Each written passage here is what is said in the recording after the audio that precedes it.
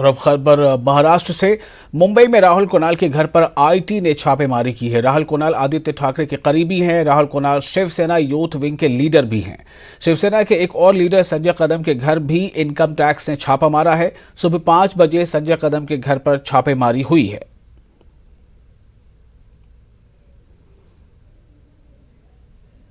आधी देखील अशी आक्रमणं झालेली आहेत। हे दिल्लीचं आक्रमणच आहे। आपण बघत असाल गेल्या काही महिन्यांमध्ये जेव्हा इथे निवडणूक लागेल असं कळायला लागलं आणि महाविकास आघाडीची भाजपला भीती वाटायला लागली तेव्हापासून हे सुरू आहे। हे यूपीमध्ये असं केलेलं, हैदराबादमध्ये केलेलं, बंगालमध्ये केलेलं, आता महाराष्ट्रात निवडणुका येऊ राहिलेल्या आहेत म्हणून इथे सुरू आहे। हा भाजपची एक प्रचार यंत्रणाच झालेली आहे। सगळ्या सेंट्रल एजन्सीज महाराष्ट्र झुकणार नाही आणि महाराष्ट्र थांबणार नाही। जिसने किया नहीं उसको डरने की बात नहीं है। जिसको अपनी बात कहनी है उसको न्यायालय और कोर्ट के दरवाजे खुले हैं।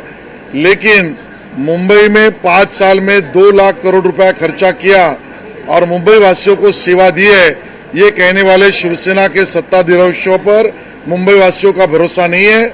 मुंबई की हालत ये खस्ता होकर सिर्फ कंत्राटदार, ठेकेदार, इनका टक्का और कट कमीशन के लिए स्टैंडिंग कमेटी चल रही थी, मुंबई वासियों का मानना है।